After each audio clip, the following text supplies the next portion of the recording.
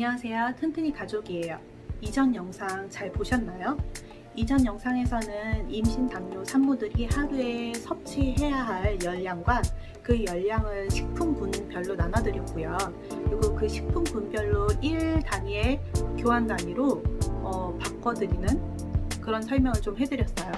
왜냐하면 가정에서는 식품군별로 각자 칼로리를 재서 섭취할 수가 없기 때문에 제가 1 교환 단위씩 설명을 좀 해드리면서, 그래서 각 식품군별로 곡류군, 채소군 이런 식으로 해서 하루에 섭취해야 될 게 곡류군은 하루에 섭취해야 될 게 8단위, 채소는 9단위 이런 식으로 해서 설명을 드린 게 아마 기억이 나실 거예요. 그러면 이 식품군들이 이 영양소가 과연 혈당에 미치는 요인이 영향이 어느 정도 되는지를 오늘은 좀 같이 알아볼까 해요. 그래야지 내가 왜 혈당이 높은지 낮은지 이런 것들을 좀 연결지어서 생각해 볼 수 있거든요. 아마 이전에 임당편들에서 다 제가 설명드렸던 것과 오늘 내용 다 들으시면 이전 영상이 왜 오늘 영상과 어떻게 연결이 되어 있는지 이런 것들이 조금 더 도움이 되실 것 같아요. 또한 제가 처음에 임당편에서 인슐린에 대한 설명이 조금은 부족했던 것 같아요. 그래서 오늘은 이미지화해서 인슐린의 역할, 그래서 인슐린이 혈당에 미치는 영향이 어떻게 되는지, 어떤 관계성이 있는지 등을 좀 설명을 드리고자 하니까요. 오늘도 영상 잘 지켜봐 주세요. 우선 지난 영상에서 마지막으로 보여드린 이 그래프를 먼저 보여드릴게요. 저같이 임신 당뇨 재검에서도 떨어진 사람들은 거의 대부분이 여기 150 이하인 140 있잖아요. 140을 넘어갔기 때문에 임신 당뇨에 걱정을 많이 하고 있을 거예요. 원래 정상적인 거라면 150이 아닌 그 이하에서 다 이렇게 그래프화로 이렇게 차근차근 혈당이 올라야 되거든요. 적어도 120에서 140 사이에는 들어와야 돼요. 근데 저 같은 경우에는 140을 넘어 150도 넘었던 그런 케이스거든요. 저는 사실 200도 넘었었어요. 근데 실망하지 말고 이 표에 대한 설명을 조금 해드릴게요. 보면은 탄수화물 이렇게 3가지와 단백질, 지방 이렇게 구분을 해놨는데요. 탄수화물은 과일, 곡류, 우유로 그냥 이렇게 따로 구분만 해놨어요. 그리고 단백질이고 지방. 우리가 혈당을 잴 때 식사를 시작한 후 1시간 후에 혈당을 재라고 하잖아요. 그 이유가 뭐냐면 여기 탄수화물 보이시죠? 혈당에 가장 영향을 많이 주는 부분이 탄수화물이에요. 그래서 탄수화물 섭취를 시작한 이후 1시간, 약 1시간 요 정도 선에서 혈당을 재라 라는 거거든요. 당 체크를 해라 이거예요. 그래서 그 수치가 어느 정도 되는지를 파악해서 이게 당뇨니 아니니를 확인하는 거거든요. 근데 탄수화물 같은 경우에는 저희는 140을 넘어섰겠고요. 정상대로라면 이 그래프 안에 이렇게 있어야 되죠. 탄수화물은 즉 식사 후 1시간 이후에 최고점에 달하는 당을 표시하게 되고요. 그리고 단백질의 경우에는 쭉 가다가 한 2시간 있죠. 식사를 시작하고 2시간 후부터 당이 오르기 시작해요. 단백질은.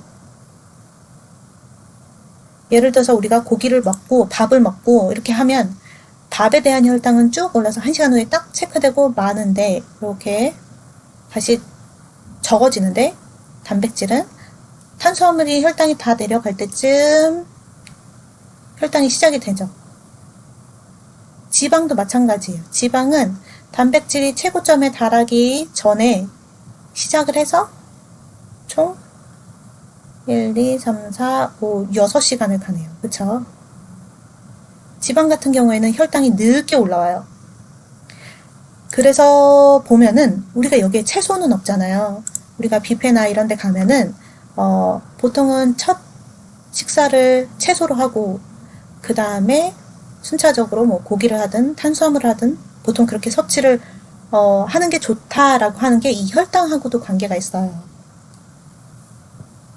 채소는 거의 바닥이니까 혈당에 영향을 미치지 않으니까 그래서 여기에서 표시가 안 된 건데 예를 들어서 탄수화물 먼저 쭉 먹고 그리고 단백질을 나중에 이렇게 먹고 이렇게 하는 것보다 혈당의 그 그래프를 보면은 보통은 지금 요 정도로 이렇게 돼 있어요. 탄수화물, 단백질, 지방. 그러니까 혈당이 이렇게 높아지니까 지방부터 탄수화물까지 쭉 높아지니까 식사를 이 혈당 수치대로 먹어주면 좋다는 얘기인가 봐요. 예를 들어서 채소, 지방, 단백질, 탄수화물. 그쵸? 이렇게 비교해도 될까요? 우리가 중국 음식에서 중국집 가서 코스 요리를 먹으면 에피타이저 같은 걸 먼저 주고 샐러드 이런 거 먼저 주고 그 다음에 새우나 이런 것들을 섭취하다가 마지막에 짜장면 먹잖아요. 그게 요런 순서예요.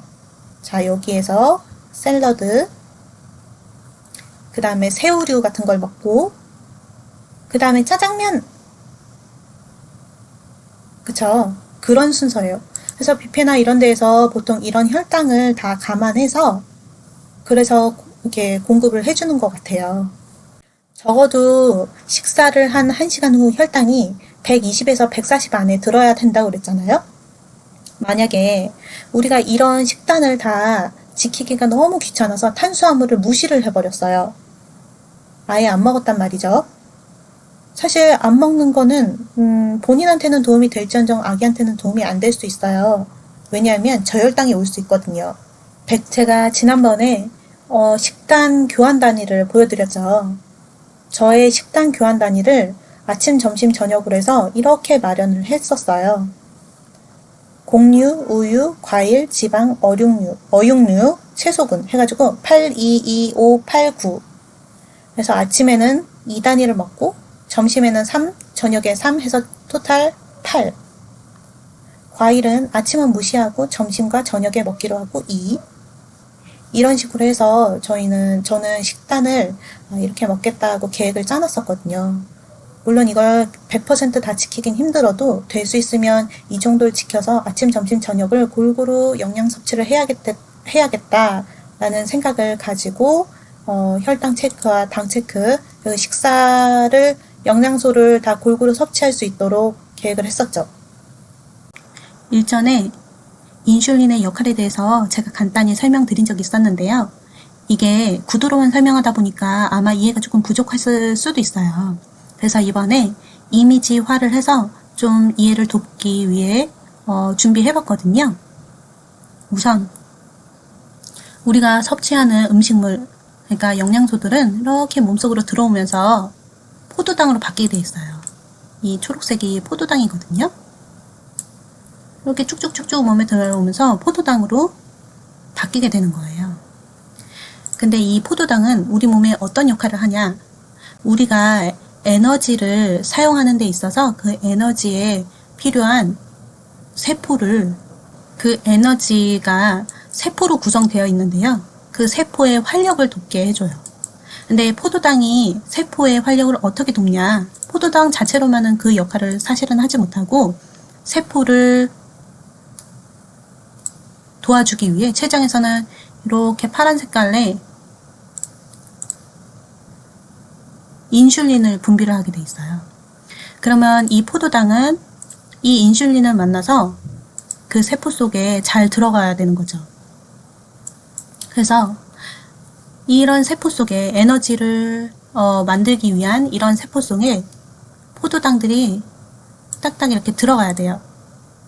들어가야 되는데 들어가는 포도당이 있는 반면에 이렇게 튕겨나가는 인슐린이 부족해서 또는 역할을 다 하지 못해서 이렇게 튕겨나가는 포도당들이 있을 거예요. 세포로 들어가지 못한 포도당들은 이렇게 혈관에 쌓이게 돼요. 이거를 우리가 당뇨라고 부르게 되죠. 임산부들이 겪는 그런 당뇨도 단지 임신성 당뇨일 뿐이지 이와 비슷하다고 보시면 돼요.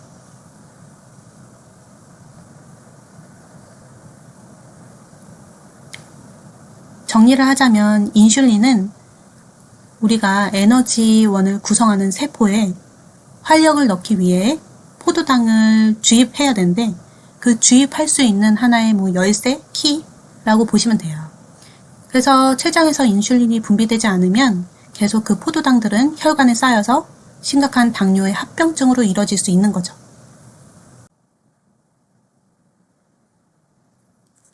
어떠세요? 저는 임신 당뇨 때문에 일반 당뇨까지 함께 공부하게 되었어요. 혹시 두려운 분들도 계실 거예요. 우리 아이가 거대아가 낳진 않을지 아니면 내가 임신 중독증에 걸리지 않을지 이렇게 두려울 수 있는데요. 충분히 관리를 잘하면 극복할 수 있거든요. 그래서 건강한 아이를 낳을 수 있고 산모도 건강할 수 있어요. 그러니까 우리 관리를 잘 해서 나중에 혹시라도 일반 당뇨까지 오지 않도록 식단 조절, 혈당 체크 잘 하는 그런 생활을 함께 해봤으면 좋겠어요. 원래 엄마가 되면 의사가 다 된다 했어요. 이렇게 차례차례 공부해 나가면서 우리가 스스로 지식도 늘리고 그리고 추후에는 아이가 나오면 아이를 어떻게 키워나갈지에 대한 공부도 아마 우리는 하게 되겠죠? 아마 미래에 그런 청사진을 다들 하고 계실 텐데 우리 그런 행복한 생각 하시면서 이런 당뇨도 잘 극복하고 좋은 생각, 좋은 음식 행복하며 아이를 낳았으면 좋겠어요. 아무쪼록 지금까지 당뇨에 대한 영상을 몇 편 이렇게 남겼는데 모두 도움이 되셨으면 좋겠고요. 그럼 우리 다음 영상에 또 봐요. 안녕.